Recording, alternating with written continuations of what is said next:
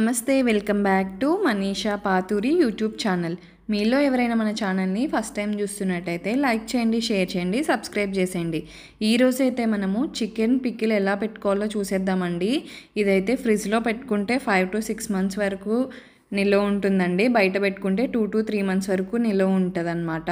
అయినా మన పిచ్చి కానీ మన ఇంట్లో చికెన్ పచ్చడి ఉంటే 1 monthలోనే కానిచ్చేసేమో. ట్రస్ట్ మీ అండి, చాలా అంటే చాలా చాలా రుచిగా ఉంటుంది. ఇలా ఈ కొలతలతో పెట్టుకొని ట్రై చేయండి. ప్రాసెస్లో చూసేద్దాము. నేనైతే ఇక్కడ బోన్లెస్ చికెన్ని తీసుకున్నాను, 1.5 kilo తీసుకున్నాను.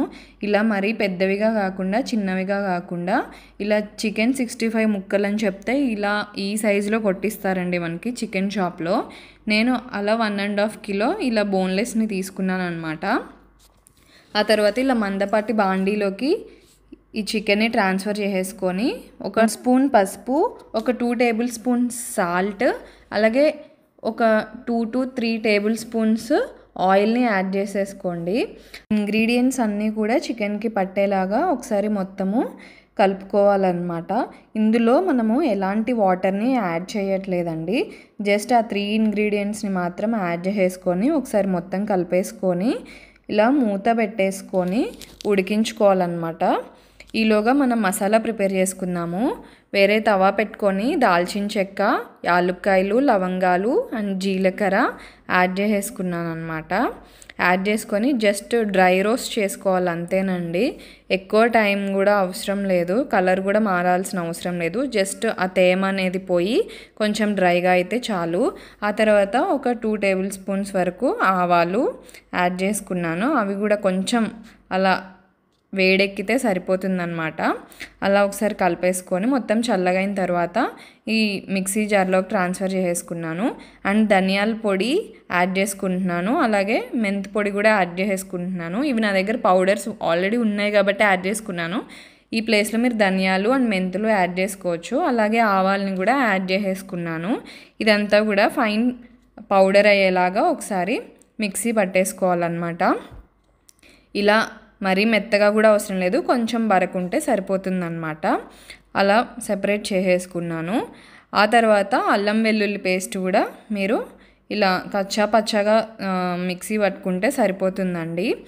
ఇప్పుడు చూద్దాము. స్టవ్ మీద ఓపెన్ చేసి చూస్తే చికెన్లో నుంచి వాటర్ అనేది బయటికి ఊరుతుందన్నమాట. ఈ వాటర్ అంతా కూడా మొత్తం ఇంకిపోయే వరకు ఉడికించుకోవాలి. మొత్తం అసలు కొంచెం కూడా వాటర్ అనేది ఉండకుండా మొత్తం ఇంకిపోయేలాగా ఒకసారి కలుపుకుంటూ ఉడికించుకోవాలన్నమాట. అలా కట్ చేసుకుంటే పీస్ మెత్తగా కట్ అయ్యేలాగా ఉండాలన్నమాట. అంతవరకు ఉడికించేసుకొని వాటర్ అంతా డ్రైగా అయిపోవాలి. ఇప్పుడు నేను 1/2 కిలోకి ఎక్కువ అండ్ 1/2 కిలోకి తక్కువ నువ్వుల నూనెని యాడ్ చేసుకున్నాను. ఇక్కడ నువ్వుల నూనె మీ దగ్గర లేకపోతే పల్లి నూనెని యాడ్ చేసుకోండి. సన్ఫ్లవర్ అయితే మాత్రం అస్సలు యాడ్ చేసుకోవద్దు. ఐదర్ నువ్వుల నూనె ఆర్ పల్లి నూనెని యాడ్ చేసేసుకొని మొత్తము గోల్డెన్ బ్రౌన్ కలర్ వచ్చేలాగా మీరు ఆ ఆయిల్లో చికెన్ ముక్కల్ని ఉడికించుకోవాలి. ఇలా వీడియో క్లిప్పింగ్లో ఉన్నట్టుగా గోల్డెన్ బ్రౌన్ కలర్ లాగా రావాలన్నమాట. మరీ డార్క్ గోల్డ్ కలర్ వచ్చేంత వరకు ఉడికించుకుంటే మాత్రం బాగా గట్టిగా అయిపోతాయి అన్నమాట చికెన్ ముక్కలు కొరికేటప్పుడు.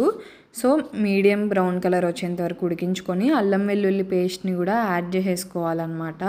ఫ్రెష్గా దంచి పెట్టుకున్నది మాత్రమే యాడ్ చేసుకోండి, నిల్వ ఉన్నది మాత్రం అస్సలు యాడ్ చేసుకోకూడదు. అండ్ నేను ఇక్కడ ఫ్రెష్ నువ్వుల నూనె తీసుకున్నాను కాబట్టి ఇలా బురుజు వస్తుందండి. దానివల్ల మనకేం ప్రాబ్లం ఉండదు. అదంతా కూడా పచ్చివాసన పోయేంత వరకు ఒకసారి కలుపుకోవాలి. కలిపేసుకొని చూస్తున్నారు కదా, ఆల్మోస్ట్ ఇంకా చికెన్ ముక్కలు కూడా ఇంకా కొంచెం బ్రౌన్ కలర్ అయ్యాయి. అలా ఈ కన్సిస్టెన్సీ వచ్చేంత వరకు వేపుకుంటే సరిపోతుందన్నమాట. ఇలా ఒకసారి మొత్తం కలిపేసుకోండి. ఆ తర్వాత ఇందులోకి ముందుగా మసాలా పట్టుకున్నాం కదా చికెన్ పికిల్కి మసాలా, అది అండ్ ఒక 1/2 cup వరకు సాల్ట్, నేను ఇక్కడ పింక్ సాల్ట్ యాడ్ చేసుకుంటున్నాను. అలాగే ఒక 1 full cup కారంని యాడ్ చేసేసుకుంటున్నాను. మీకు ఇంకా ఎక్కువ గ్రేవీ కావాలి అని అనుకుంటే ఇంకొంచెం కారం కూడా యాడ్ చేసేసుకోవచ్చు. నాకు ఈ కన్సిస్టెన్సీ సరిపోతుంది కాబట్టి 1 full cup యాడ్ చేసుకున్నాను. ఆ కారము, ఉప్పు అండ్ ఆ మసాలా పొడి అంతా కలిసేలాగా ఒకసారి మొత్తము కలుపుకోవాలన్నమాట.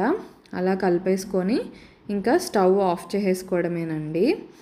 ఇలా స్టవ్ ఆఫ్ చేసుకొని మొత్తం చల్లగైన తర్వాత ఇలా ఒక 3 నిమ్మకాయల్ని నేను పిండుకుంటున్నాను. నిమ్మరసాన్ని 3 లెమన్స్ని పిండుకుంటున్నాను. మొత్తం చల్లగైన తర్వాత మాత్రమే ఈ నిమ్మరసాన్ని మీరు యాడ్ చేసుకోవాలి. వేడిగా ఉన్నప్పుడు యాడ్ చేసుకోకూడదన్నమాట.